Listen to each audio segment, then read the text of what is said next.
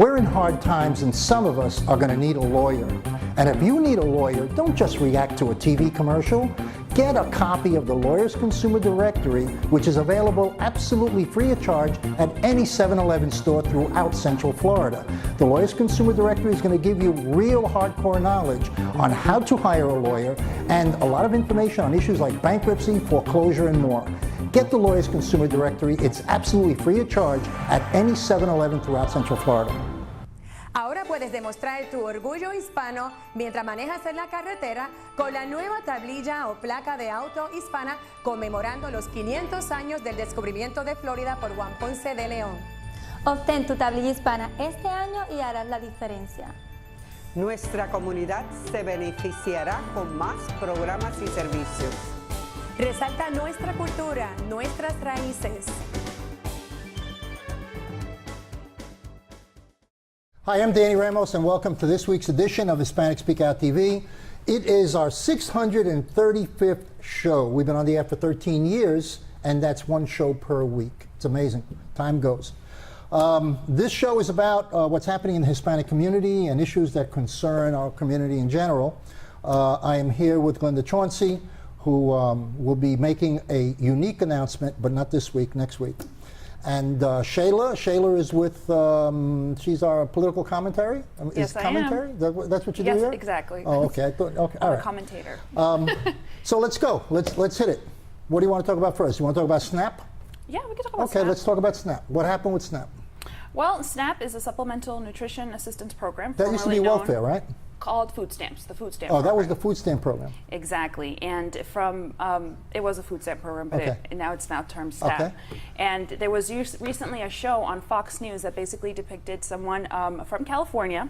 He was white, as in race, and he was a surfer. So he basically took advantage of the SNAP program and used that just to basically freeload. But it painted a horrible wait picture a second. of people who received SNAP. Freeload?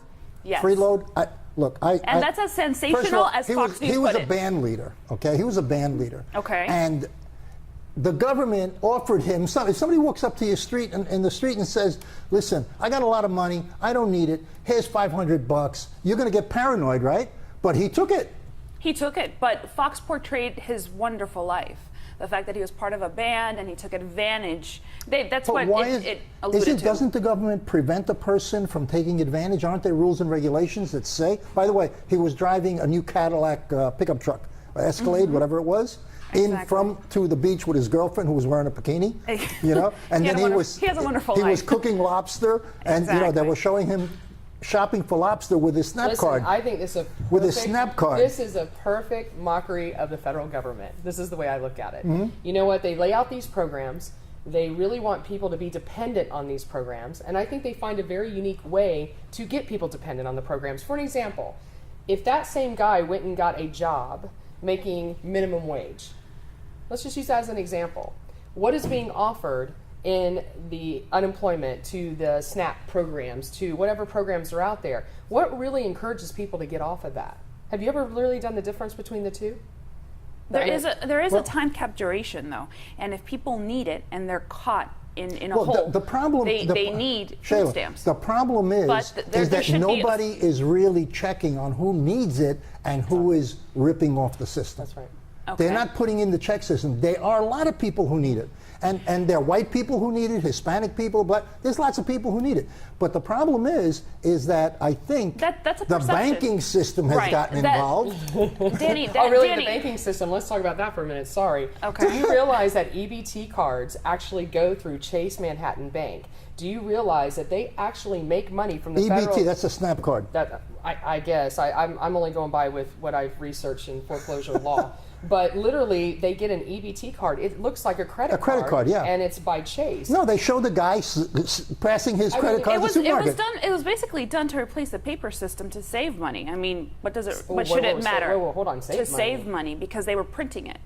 They But used to doesn't- print actual. The bank makes a lot of money on the back end. They do, but they may make money out of the back end, but at the same time, economically, they just quit the paper system and they did a card. I mean, what's the problem with that? I just don't think the bank should be involved. I don't think there should be a bank. Okay, I think there should be a banking system that's with the federal government if, in fact, that's the way they're going to give out the You see, money. what- to what's- the but what's families. happening now is- administratively, what's the problem here? The fact that a food stamp system exists, or that it's done incorrectly, No, or I- that maybe I the think- clauses and the way that it's done and it's regulated should be changed? I think that we need that. Is it needed? We need it. Okay. Okay. You It's can agree needed. that it's needed? Yeah, absolutely. It's Okay. needed. It's absolutely needed.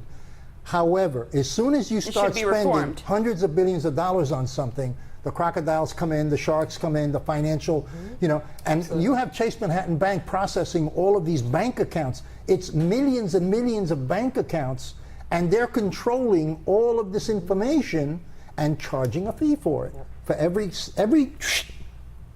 You know what? Absolutely. When you use your credit card, doesn't American Express charge a fee? It does. Okay. So Actually, the most expensive one comes from American okay. Express. So one of the things that I we can have to agree with find out that. is whether Snap, when they Yeah. is Chase getting a fee. You We're know, going to find out. Again, here's the thing. In my opinion, yes, there needs to be programs for people that go on hard times. I do, again, foreclosure defense. So I realize people lose jobs. They're going to go in situations that they need help. But there is some, there's got to be some accountability of what's really happening in the federal government. They are making people dependent on many things. Encourage people to go out, help them get jobs. I mean, I know people in unemployment, they don't have to make accountability of what they're doing. they There's shouldn't no be comfortable, accountability. right? Because if not, they don't really stimulate the there economy. are, They're I not- believe the number is 13 or 16 states in the United States Mm-hmm. where a person who's on government subsidy makes more money than if they were working at McDonald's Absolutely. or in a department store. So they don't have that incentive. I think it was either 13 or 16 states, based upon those states' minimum wages, that if you have a SNAP card and then you take advantage of the other stuff that they give you, That's right. okay, you're making like 40% more than you were making than a person working at McDonald's. It's true. So they don't want to. They don't want to get off. Why Why should they should want to they? get off? It's Why like should that guy, the white guy who was, in his Cadillac driving to the beach, buying Hey, I think lobster he's with smart. his snap I think with he's his snap smart. card. But he's, Good for him. he's one face of it. He's not the face of it, and that's the criticism that was posed upon Fox News. Does this really represent everyone? And that's not the truth. No, And it's needed, right? The program is needed. Should it be reformed? It should. I but think that thing with Fox was complete distortion. right, and There it is was, no and question. that's why they're criticized. But that the program is needed, it does, and should it be reformed? Okay, but only 1% of those cases, and it's been reported by the Department of Agriculture, actually are frauds. Mm-hmm. So 1% is a very small number. I mean, compared to other departments like DCF, for example, other departments in the government, it's not as bad. I mean, Well, and that's true, and it's true. that's a whole other conversation. in All right, itself. okay. All right, so you're for SNAP? I'm for with, SNAP. With With that image painted. cleaning it up? And what are you? You're against SNAP? No, or I'm you're not for against, it? No, I'm, for I'm really needy definitely people? For very people that can show proof that they've got a true hardship and that they really need this assistance. But I also would like to see programs to help them get off of it. There's no Incentives? reason to keep them dependent. All You know we're doing something? is There used to be dependency. programs to get people That's off, and they right. used to give them a time limit to get off. That's right. And they used to have training programs to get that. right. All right, you want to take this check? Bam, report. And go through a training There is program. no accountability. It's cheaper to send them to a technical school. And that's it why really is. That's why reform is. Reform is absolutely necessary. Yeah, absolutely. Yeah. Okay. So what are you going to do about it? Well, What are you going to do about it? What are you going to do about it? I think I asked you that question once before. Here's the thing. I will admit it. I am Okay. now officially a registered voter. I became one last Friday for the first time in the history of my life. Well, Do you realize? congratulations. Thank you. Do you realize now they're going to track you? That's You okay. realize you're in the Listen, system. I have been tracked since the day I got into foreclosure law, and I speak my mind about fraud in banks. So listen, I'm already the hit list already. It's okay. I can handle it. No, let me back away from you. But where's the bullet? I really got to share with you that So how do you feel about that? I actually, for the first time in my life, I feel like I can make a difference. When I went up to D.C. and I did a protest, and I really saw how people can come together. Why did it take you so long to register? Why? Because I honestly did not think in my mind that I would make a difference. Somewhere along the way, I just thought, what is one vote? What is one person's voice? Really, what is it at the end of the day? And then I started the last 4 years really watching the division of people and what's happening and, looking at it going, we really need a new party. We need someone to come in and shift this up a little bit because all we've had is Democrats and Republicans. That's all we've had. I mean, when I went to go register, I'm literally sitting there at the elections signing up and I'm considered a minor party. I'm like, why am I a minor party? How did you discover that? Well, because I'm looking at the registration card, and there was only 2 nice young women behind the counter, and I'm just laughing and joking with them, and I go, why does this say minority down here? And they both looked at me and said, well, because it's not a majority party. And I said, well, what does that mean exactly? Because I'm new at this. I don't want to feel like I'm a minority. I know what it feels like now to be Hispanic or African American. and have a different belief. No, right, but that's when you really know that just one count can make a difference, because in the aggregate, maybe there would be a third party, right? Well, there needs to be a third party. I mean, I believe this is the Well, time isn't, that's you know, really going to make a change. the Tea Party was the third party. Well, they're a little, I mean, it they're was a little cuckoo for okay. me. Look, it doesn't Right, matter, but but they- you know what? They got national attention. and that's they great. made a determination of who was going to be a United States senator. Right. You know, Yeah. and he's on TV all the time now. He is. Okay. And He's so, definitely a face. and that's the thing. If And that's a third party. And I agree. I'm not disagreeing with that. But I think the new voices have to come out. And what I'm hoping is, like, I've met so many people now on Facebook, social networking, and coming out saying that I have never voted before. They're literally saying, Glenda, we want to join you. We literally feel now we need to step in and help too. Now, And, what's and that's a new face. So He's how did you actually register? representing a lot of people who don't vote and who And have some are lost all registered. illusion. Some are right. registered that who have have never lost all voted. hope that voting would Yeah. actually get them anywhere. Exactly. So what would you tell them? I say do it. If you really believe in something and you want to make a change and you think that is what we need to do in order to make a difference, then do it. Just do it. So you believe in that voting will make a difference? I- that your I apathy absolutely towards do. at making a difference? It has goes to hand be- in hand with me because I think there's got to be some major changes in our political system. I definitely don't believe in the federal government. There's a lot of things that I don't stand for, and I believe that there are some good solutions out there. That's what I believe. So you're a constitutionalist.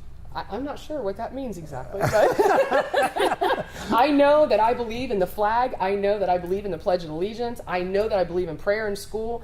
That's the things I know I believe in as American. Okay, That's you what believe in prayer in school. I do. Okay. I do. And do you believe in prayer in school? I don't believe in prayer in school. I don't because You I don't, or you do? No, because no, I don't, because I have my own religion and I don't want to feel that anybody else needs to How pray to about anyone else. a moment of or to silence? my prayer. Moment of How about silence. a moment of better. silence? Okay. It's Better or acceptable? A moment of silence is acceptable. Okay. It's better. It's definitely aligned with my ideals that I don't have to believe in any other God than the one that I believe in. In this country, I do, because there are people who believe in other ideologies that I don't agree with. So I don't want to pray to those, to those terms at all. I don't think that's correct. No, go ahead. No. It was not your Review. opinions. I took pride in doing the Pledge of Allegiance. One nation under God, in my opinion, spiritual or not. It is the founding fathers of our country. The pledge is and the different, though. Constitution. The pledge is Not something I really, completely- because that's it's- the big thing, the word God. Because Right, you're the word- talking the word about- God, but it's you're- also you're talking about aligned. offending other religions and people. If you're Muslim, they don't believe in God. But the pledge is not a prayer. That's But different. It's not. You voice it and you speak it. Okay, and it's so- something that we all unite. You know under, what it basically comes to is that those were the founding ideals of the country. Originally, the Constitution, belief in the God, pledge. Our anthem a has the word God in commitment, it. a full commitment. Now, at that particular time, we've evolved. Human beings have evolved in knowledge, and over the past couple of hundred years. So now you have a lot of people who have broken away from that. Now the question is that good for the country? Because right now the country's falling apart. It's division. And- It's brought in division, and that's the unfortunate side of allowing a lot of cultures to come into this country, because we are a free country. Because I can tell you, if I went to an Arab country and I went over there and started doing the Pledge of Allegiance, I might not be very well welcomed over there. Here, everyone's welcome. But you know what? If I go into that country, I'm going to respect what they have started. I'm not going to go over there and try to make changes, and I'm going to be able to pray to God if I want, even though you're Muslim and you go to a mosque. I just don't think that's right. I'm So sorry, I don't. are you saying that the diversity is something that you welcome, Yes. But yet- but they have to adapt themselves to the system that we have here? Why not? Assimilation. If I went, let me ask you, if I went to a Muslim country and Yeah, I but know that's not going to work. That's a whole different What? game. No, it's That's not. a whole different No, game. it's not. Yeah, because the foundation is different. The foundation of that country if I is go to different. China and they No, only but she's believe right. in- Our foundation is different. It is. No, so the and- bottom line is, I mean, if you're going to come into this country, just adapt to some things. I'm not telling you to change who you are as a person or your religion. I'm not asking you to do that. But don't try to come in my home and say that I have to be a certain way or I have to adapt to you. Do you see what I mean? Yeah, I mean, do. Because I do. if Are you going to go to the Muslim March in Washington? Why would I go to the Muslim march? Just to check it out. Just to check it out. I'm not a Muslim. I mean, I was married to one, but I'm You must have learned something. he's from Morocco. At least I have experience. But all I'm saying is, I know when I went to his country and I traveled to that country, I respected them. I didn't go and wear low cut or high skirts that I would wear here. I was very conscious of their beliefs and what was right for their country. But what about prayer, though? Praying. What about it? I mean, as a difference to the pledge, to our anthem that incorporates the word God in it, I mean, I'm completely okay with that because that's tradition. But let's say I didn't believe in God and I believed in Allah. I would definitely find it a little bit offensive to be praying to God in all-out prayer. There are ceremonies out there that I've been in part of associations of different receptions for different entities and groups, and sometimes they'll say a moment of prayer. You know what? To praying to Do God. you know what? Why? Why? What? I mean, and I Not believe why, in God. What? You know what? You know something? We're out of time. Okay. Stay tuned for the after the station break, and we have Jose Miranda interviewing Stephen Brown, who will be talking about being arrested. He's a lawyer, and he's going to tell you what to do if you get arrested. Okay. We'll right back. Ahora puedes demostrar tu orgullo hispano mientras manejas en la carretera con la nueva tablilla o placa de auto hispana conmemorando los 500 años del descubrimiento de Florida por Juan Ponce de León. Obtén tu tablilla hispana este año y harás la diferencia. Solo 1,000 se necesitan para hacerla permanente. Su donativo ayudará a estudiantes con becas. Nuestra comunidad se beneficiará con más programas y servicios. Resalta nuestra cultura, nuestras raíces. Demostremos que en la unión está la fuerza. Obtén tu tablilla hispana en el Departamento de Vehículos de Motor más cercano o llama hoy al 321-277-0850.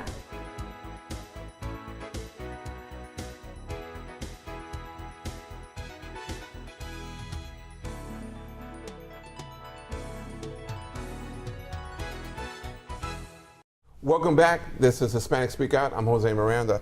We're going to be speaking with the law officers of Brown and Rice, and with me today is Stephen Brown of the law firm. Hey, Steve, how are you, man? Good. How are you? Good. Right off the bat, you're a criminal lawyer. Yes. So, what's wrong with you? I believe in the Constitution. Okay. I guess that's what's wrong with me. You could have chosen corporate law, something that makes actually money, and you're here in the criminal justice system. Why? Criminal law is much more exciting. I can't sit behind a desk long enough to be a corporate lawyer. Okay. Now, there's a lot of things going on in the criminal justice system, especially right now with mandatory sentencing on whether it's pharmaceutical drugs or just being caught up with crack or cocaine and stuff like that. What are your views on these things? Well, prescription drug crimes are over-prosecuted, right, and the sentences that go with them are draconian. Just a few pills will get you 3, 15, or 25 years, minimum mandatory. No parole, no probation. Are we talking about dealing or just you having a quantity, or you're talking about both? If you grab 10 pills out of your grandma's medicine cabinet, right, even if you're going to use them yourself, you're going to go to prison for a minimum mandatory sentence. Is that right? Absolutely. Because it's not yours? Yes. Right. Is this a draconian law based on Florida or across the nation?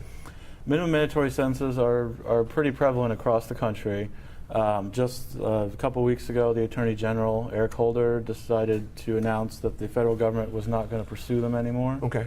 Well, then that's a plus. It is for federal crimes, but the state is often slow to respond to such things. Well, we live in Florida. Absolutely. Okay, so it goes without saying we're slightly behind the times.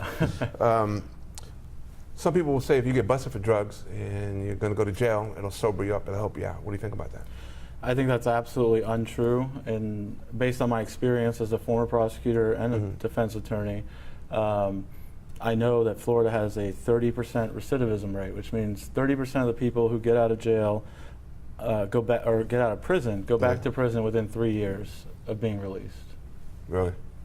I used to remember in New York, they used to have a methadone program for people trying to kick while they were inside, and they would literally just pour a jug full of methadone, give each other a guy a cup, and just walk down the tier and give them all.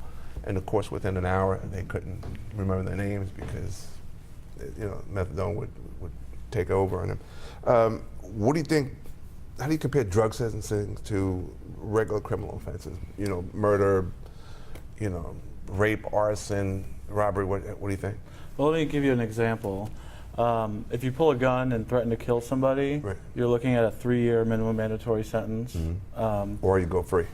Or you go free. But if you're convicted, it's a minimum of 3 years. Right. If you possess 7 Percocets, you can get 3-year minimum mandatory sentence. Across the board, any state? Just Florida? I'm just talking about Florida law. Florida law.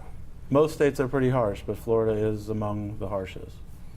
So do you think, overall, do you think the drug laws are doled out evenly or not? Absolutely not. In Florida, approximately 40% of the population is black or Hispanic, but in the Florida prison system, for drug crimes alone, it's 60% black or Hispanic. How do we go about turning that around? Or how would you go about turning it around? Well, in the case of drug crimes, I think we need to move to a treatment model. I have some statistics. It costs approximately $53,916 to incarcerate an inmate for a 3-year minimum mandatory sentence. Okay. If they were treated and got a minimum wage job, they would contribute $48,609 to the economy in Central Florida. Wow. It's almost the same amount, whether it's the state paying to house them or if they're contributing to the economy. Who would pay for these programs? If you're saying that the state would now enter into drug rehab? I think the state needs to enter into drug rehab. There's 2 options: build more prisons or correct the addiction problem. Well, we seem to be doing a booming business in prisons. It Absolutely. provides jobs. Not as many jobs as inmates. And if the inmates, certainly not as many jobs as the inmates incarcerated for drug crimes. Even if you eliminated drug crimes from just users, I'm not talking about dealers. If you eliminated drug users from the prison system, it would be a massive savings for the Florida taxpayer. Well, let's go there for a minute because you brought up dealers. How are sentencing for dealers different than any other things? Well, that's sort of the problem, especially with prescription drugs, is there's no difference in the trafficking law. And when I say trafficking, it's called trafficking, but really it's just possession of a certain weight. So if, for instance, you have 4 grams of Oxycontin or oxycodone, just possessing it, you're considered a drug trafficker. And that's why the law does not separate between the dealers and the users. It just punishes everyone. Now, according to the newspapers and on daily reading, you hardly hear about drugs at all being used in this state. Is it something that's a misnomer, or is it actually going on out there based on the statistics that you've shown us? Absolutely going on. I think the newspapers are not covering it because it's so prevalent in society, especially now with the opioids, which are the oxycodones and hydrocodones, which are the ones that are punished most harshly and the most addictive. When we talk about minorities or African Americans, we're also talking about white people in there that are being convicted on drug use, aren't we? Absolutely, just at a lower percentage than their percentage of the population. Okay, so we're talking about a population pretty much lower to upper middle class, or we're talking lower to middle class people getting involved in drugs? Well, as far as prescription drugs goes, it's across the board because they're so available. Everyone has a medicine cabinet in their home. They get a root canal or something. They leave the extra hydrocodones in the cabinet, and then their young adult children or even their teenage children take them to go party, and then they get caught up in minimum mandatory sentences. Okay. One thing I always wanted to ask: if you take a pill jar and you take the name off of it and you drop in, like you said, your grandmother's pills because you have a backache or something like that, and the police come and they, with their keen eye, was able to see that vial underneath the seat, okay, with their keen eyesight that they have here in Florida, would they be convicted of some crime? Well, I can't predict whether they'll be convicted. Or hypothetically speaking? But they will be charged with that crime potentially by the police officer, because if you possess drugs that you don't have a prescription for, especially these pills, you're looking at potential drug trafficking charges. Criminal lawyer, I get arrested for possibly possessing pills and stuff like that. What do I do? Well, you first need to seek the advice of a Florida criminal defense attorney, absolutely. If it was pills, there's a very good chance they're going to try to charge you with drug trafficking, which invokes these harsh sentences. and you need to seek out an attorney that has experience dealing with these types of charges, because there are defenses in certain situations. Okay. Why did you decide to do, you and your firm, first of all, how long has you and your firm been in business? Our firm opened 2 years ago. Okay. We left the state attorney's office after several years prosecuting cases. So you've been on the other side, putting people away. Absolutely. You've seen enough of it to say we need to put a stop. Absolutely. Okay. The state attorney's office treats every case like a number, not like a person. Okay. So is that how your services is different than, you know, another attorney? You care about the individual. You're concerned about how he or she got there. Well, I can't speak for other lawyers, No, I'm but speaking I do care about every client that comes through my door, and I treat each case individually. I look into the particular facts of that case and find all of the legal defenses that are available. Okay. In the criminal justice system, especially here, I think in most states, you're presumed guilty before you're presumed innocent. How do we change that, even in the public view? Well, it's operatively, you may be presumed guilty, but constitutionally you should be presumed innocent. Right. Changing that is going to require public opinion to change. That the police aren't always right. They don't always get it right. No, you can't say that. Police are always right, especially Absolutely here not. in the state of Florida. Absolutely not. And I think the public needs to realize that although the police, you know, they work hard and they try to protect us, yes, they have mistakes of perception, and there are some bad apples out there. Okay. Where is your office is located? We're located on Curry Ford Road at Bumby in Orlando. Okay. Anybody can come to your office? Do we have to make a certain amount of money to come see you, or? Absolutely not. Okay. We work with all our clients. We do payment plans. You know, there will be obviously expenses involved in the criminal defense, but we try to be as flexible as possible. Okay. A thought came to mind about the state of Florida. Pays you back if you win a case for your client. Does that also work in the same in the criminal defense? There's a statute that says if X amount of money that you spend, that the state will reimburse you. It's not as common as you might think. Okay, all right. We have less than a minute. Tell us what you want people out there to know about you and your firm. Well, as far as my firm goes, I want you to understand that we care about Central Florida. We want to make sure that the police get it right every single time. We need to make sure that innocent people never go to prison. Obviously, that's a hefty goal, but that's a goal that's always in the back of our heads. Right. I want to thank you for taking the time out to come in and chat with us. I'd like to have you come back and let's speak more to the criminal side of things, so our audiences are aware of it. And so perhaps we can have you reach out to some of the folks too, if that's on your schedule. Absolutely. Thank you very much for your time. Thank you. I'm Jose Miranda. This is Hispanic Speak Out.